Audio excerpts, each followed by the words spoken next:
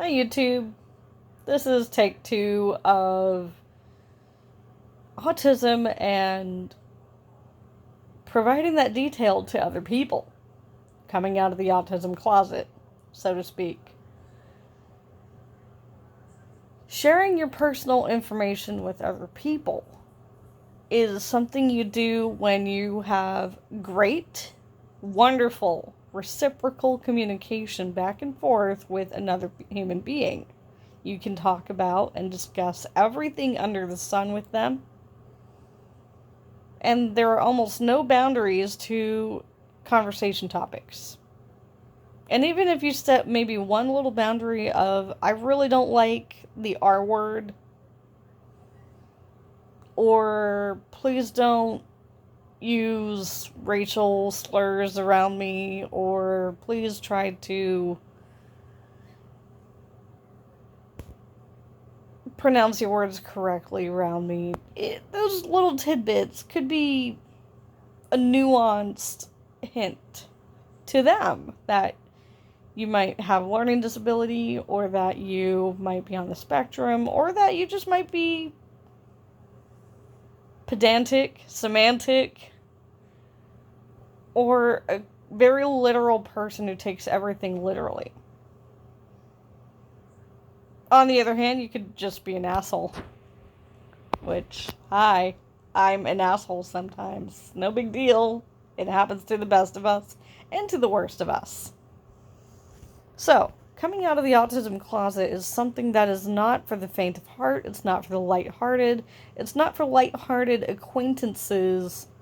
It's for strong, well-developed friendships. Or for budding friendships, or perhaps, yes, for some acquaintances, but the context to the conversation has to be going in the right direction.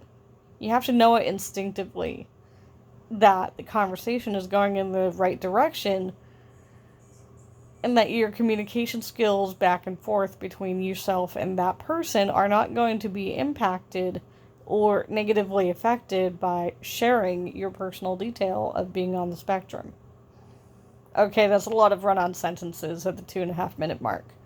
But my point is, you gotta trust yourself, your instincts, someone else, their instincts, their personality, your personality, how you converse with each other, how you get along with each other, how well you mesh with each other, to decide if you're going to be open about it.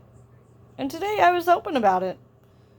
And yeah, I did start a new job this last and a half week. Last and a half week? What the hell, BB? But yeah, last and a half week, I started a new job, and there's like 5,000 people in this building. So I don't really care who tells whom, because how do you know anyone out of everyone and have mutual people in common? Especially when 90% of the people are all brand new to this building, and only 10% are returning from the previous year.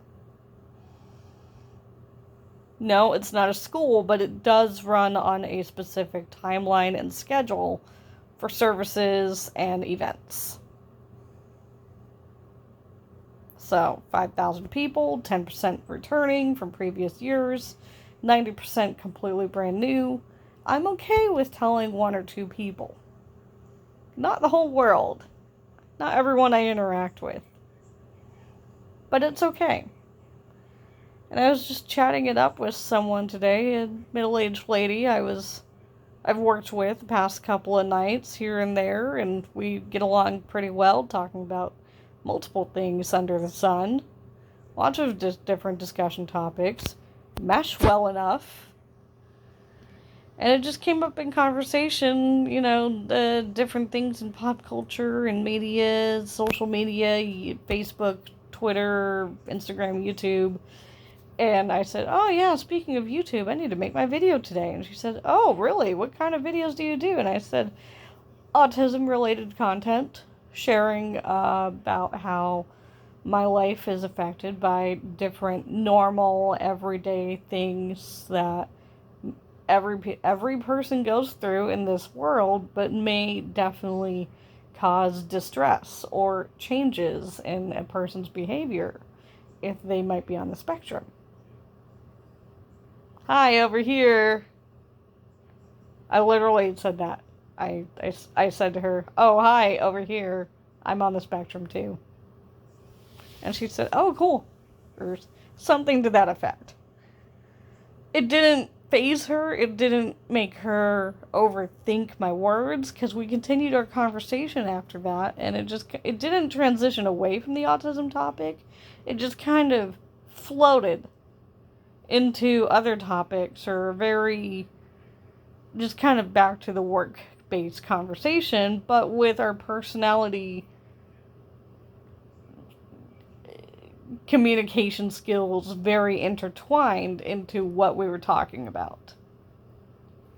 So after I walked away, after we concluded our conversation and said see you later, I would have doubted if in her head she thought of something that maybe I said or did on the first 2 nights that we worked together with like maybe, oh, that makes sense. Yeah, she's autistic. Oh, yeah. And then she moved on. Very likely. And that's what people do. When you tell them that you're on the autism spectrum and they react with, okay, cool, it's no big deal. And they move on, and you move on, and the conversations move on, and the world goes on. It's okay to tell people you're autistic, but like I said, the moment has to be right. The people have to be the right people. The context has to be going in the right direction. Okay, end take 2. Approaching the 7-minute mark. Thank you for coming to my autism talks with BB. Adios. More later.